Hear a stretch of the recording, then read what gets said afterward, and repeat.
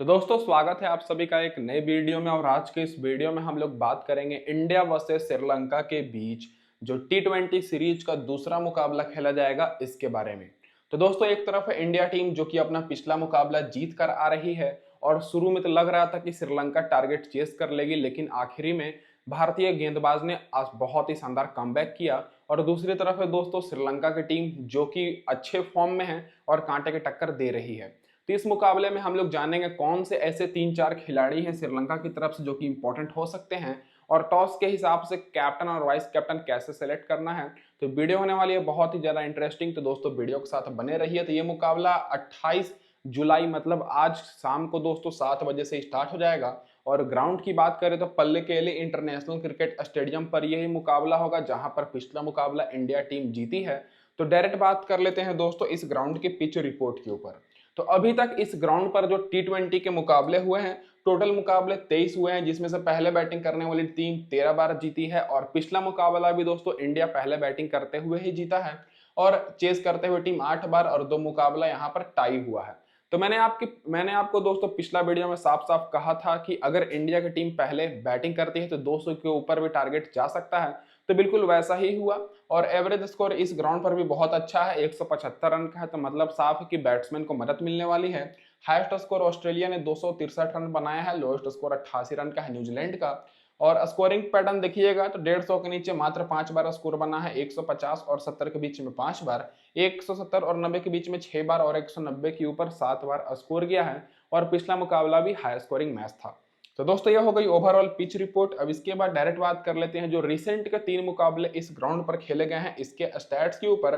तो सबसे पहले जो पिछला मुकाबला इस सीरीज का खेला गया इसकी बात करें तो इंडिया पहले बैटिंग करते हुए 213 रन की टारगेट दी थी, जो कि श्रीलंका ने टॉस जीतकर पहले गेंदबाजी करने का निर्णय लिया था। और श्रीलंका दोस्तों टारगेट चेज नहीं करने पाई, 170 रन पर ही ऑल आउट हो गई। और रियांग पराग ने दोस्तों 3 विकेट लिया, जो कि दोस्तों चौंकाने वाला तो दोस्तों बात ही है। इंडिया 43 रन से दोस्तों जीती, जिसमें फास्ट बॉलर को 9 विकेट मिली और स्पिनर्स को 7 विकेट।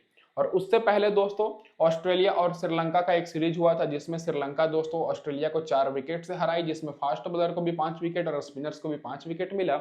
और उससे पहले इस ग्राउंड पर श्रीलंका और वेस्ट इंडीज का जो मुकाबला हुआ था उसमें वेस्ट इंडीज 7 विकेट से जीती थी, जिसमें फास्ट बॉलर को 6 विकेट मिला था दोस्तों और स्पिनर्स को 2 विकेट।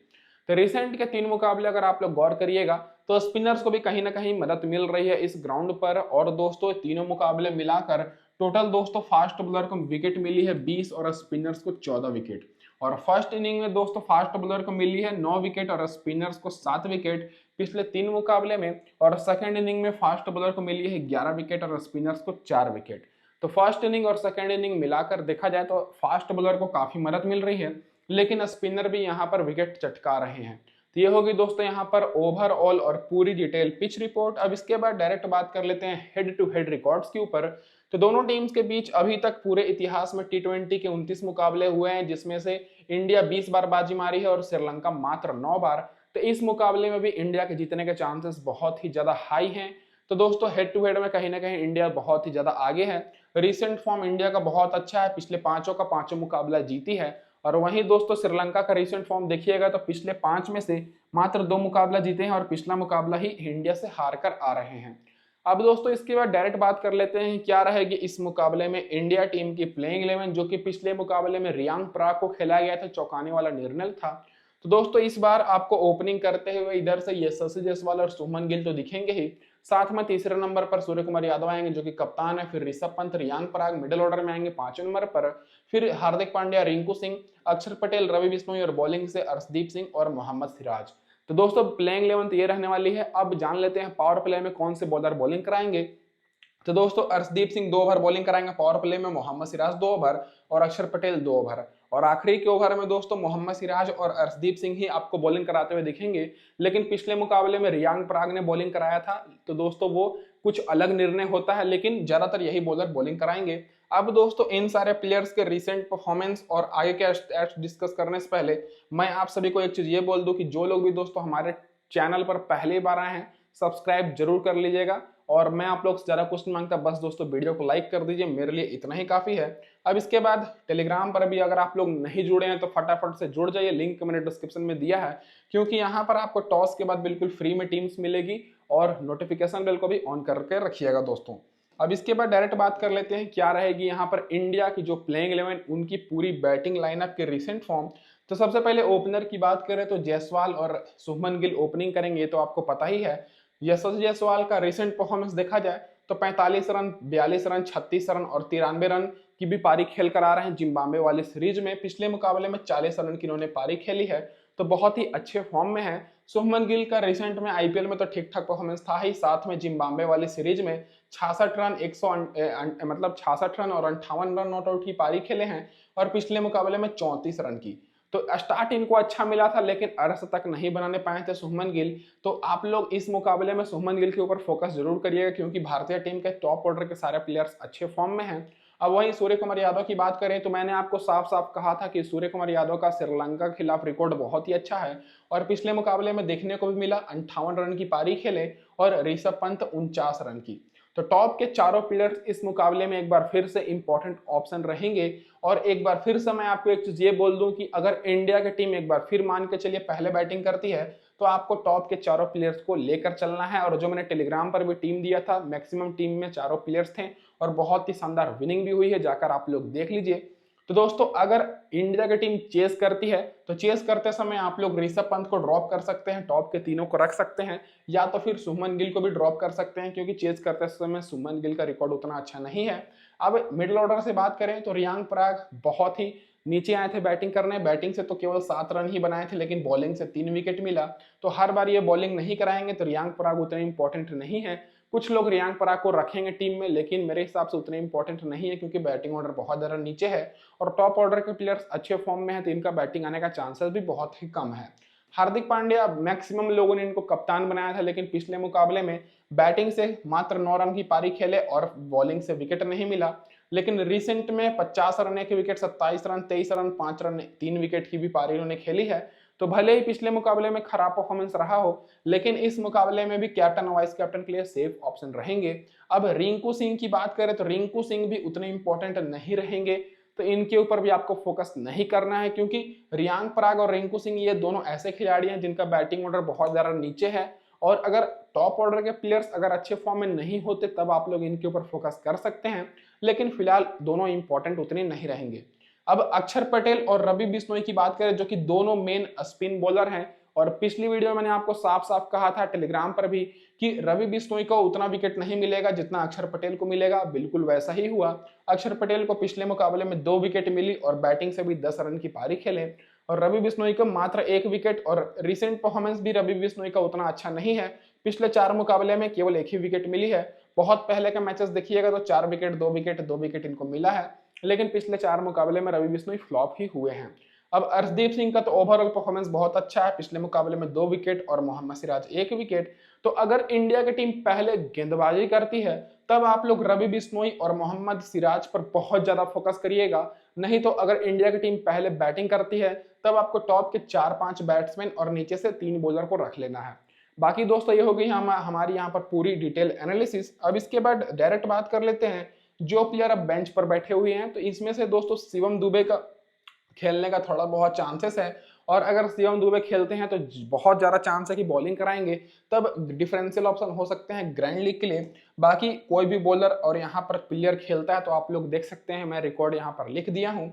अब इसके बाद direct head to head record की बात करें तो जायसवाल केवल 1 मुकाबले खेले हैं श्रीलंका के खिलाफ, 40 का एवरेज है। शुभमन गिल 4 मुकाबले में 92 23 का एवरेज है, तो शुभमन गिल को ड्रॉप कर सकते हैं क्योंकि ज्यादा अच्छा एवरेज नहीं है, और 30-35 रन ही पिछले मुकाबले में बनाने पाए थे। तो इस मुकाबले में शुभमन गिल की जगह पर आप लोग एक एक्स्ट्रा बॉलर को रख सकते हैं। बाकी सूर्य कुमार यादव का 62 का एवरेज है, जो कि मैंने पिछले वीडियो में मैंने साफ साफ कहा था, 6 मुकाबले में 312 रन इन्होंने बनाया है।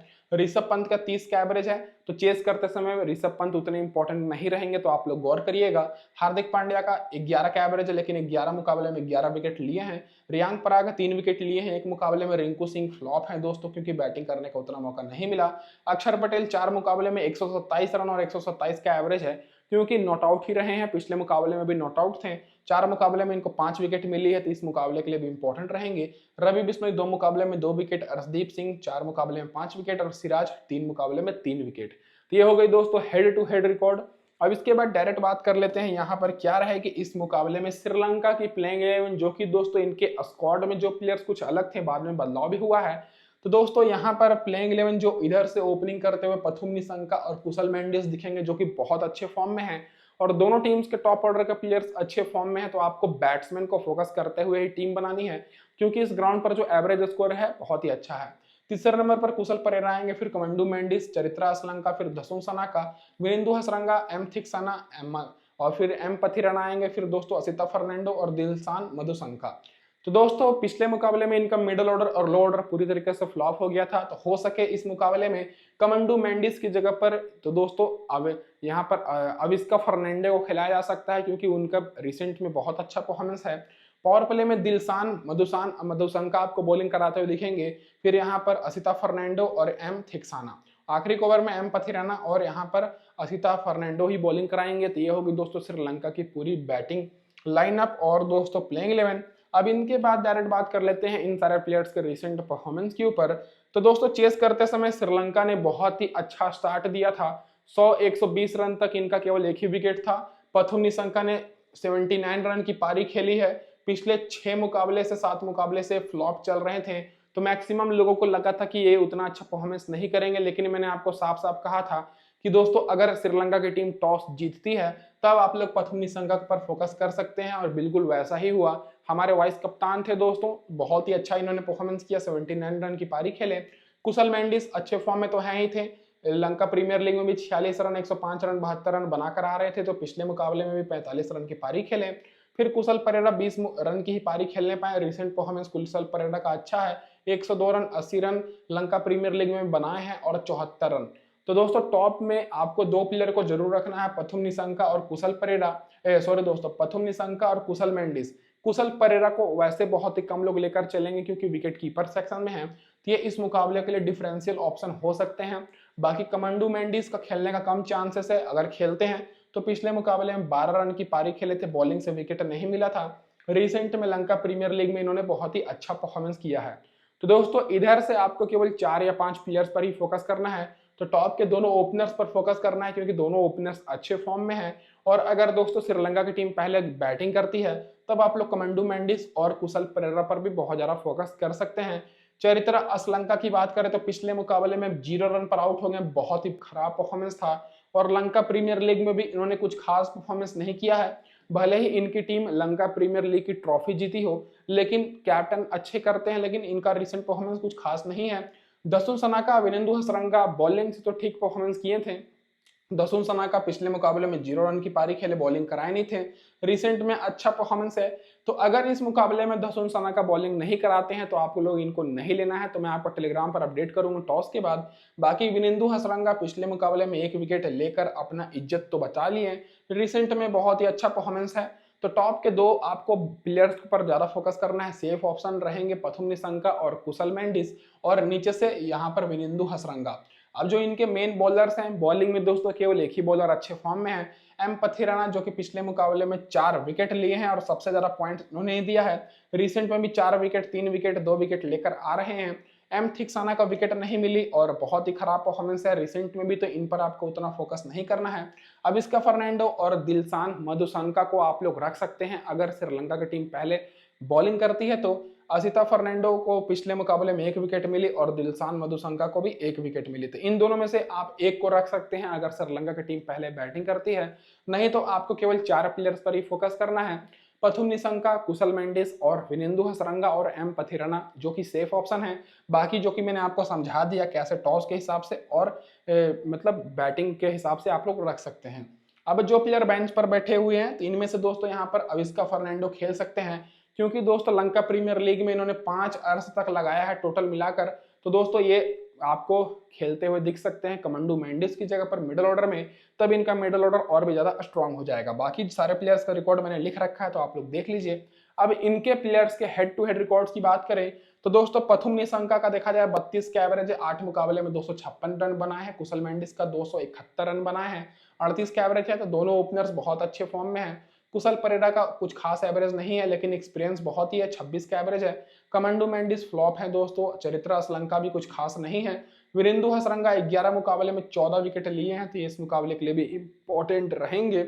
और धसुन सनाका 21 मुकाबले में 14 विकेट, तो धसुन सनाका के पास एक्सपीरियंस बहुत ही है, तो अगर बॉलिंग कराते हैं तो सेफ रहेंगे, नहीं तो आपको नहीं लेना है। एम थिक्साना 5 मुकाबले में 2 विकेट, तो उतनी इंपॉर्टेंट नहीं रहेंगे। एम पथिराना 5 मुकाबले में 6 विकेट, तो इनको आप लोग रख सकते हैं। और असिता फर्नांडो 2 मुकाबले में 1 विकेट, और दिलशान मधुशंका को 5 मुकाबले में 9 विकेट मिली है, लेकिन पिछले मुकाबले में मात्र 1 विकेट मिली है, तो आप लोग इनको मेगा ग्रैंड लीग में एज अ ट्रम्प प्लेयर के रूप में रख सकते हैं, क्योंकि हेड टू हेड रिकॉर्ड इनका बहुत ही बेहतरीन है। तो ये होगी दोस्तों यहाँ पर हमारी पूरी डिटेल एनालिसिस। अब डायरेक्ट बात कर लेते हैं यहाँ पर टीम कॉम्बिनेशन के ऊपर। तो दोस्तों ये रहेगी हमारी यहाँ पर टीम कॉम्बिनेशन। एक बार फिर से मैंने इंडिया को सपोर्ट करते हुए टीम बनाई है। जो हमारे कप्तान रहेंगे यहाँ पर दोस्तों सूर्य कुमार यादव रहेंगे, क्योंकि इनका 62 का एवरेज है श्रीलंका के खिलाफ। और वाइस कप्तान मैंने यहाँ पर हार्दिक पांड्या को किया है। इनकी जगह पर आप लोग विनिंदु हसरंगा को भी कर सकते हैं। हार्दिक पांड्या बैटिंग और 4 ओवर बॉलिंग भी कराएंगे, इसलिए मैंने किया है। टॉप ऑर्डर से मैंने लिया है शुभमन गिल और यशस्वी जायसवाल, जो कि आएंगे ओपनिंग बैटिंग करने। फिर सूर्य कुमार यादव, ऋषभ पंत और हार्दिक पांड्या।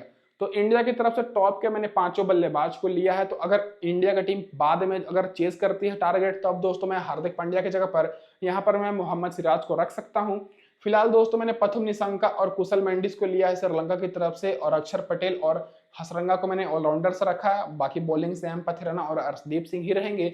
इस टीम में एक बदलाव हो सकता है, अगर इंडिया की टीम टारगेट को चेस करती है, तब दोस्तों मैं ऋषभ पंत की जगह पर यहाँ पर रवि बिश्नोई या फिर मोहम्मद सिराज को रख सकता हूँ। बाकी जो मेरी यहाँ पर टीम कॉम्बिनेशन सेम रहने वाली है। और फाइनल टीम के लिए आप सभी लोग टेलीग्राम पर जुड़ जाइएगा। तो दोस्तों इस वीडियो में बस इतना ही। वीडियो देखने के लिए आप सभी का बहुत बहुत धन्यवाद।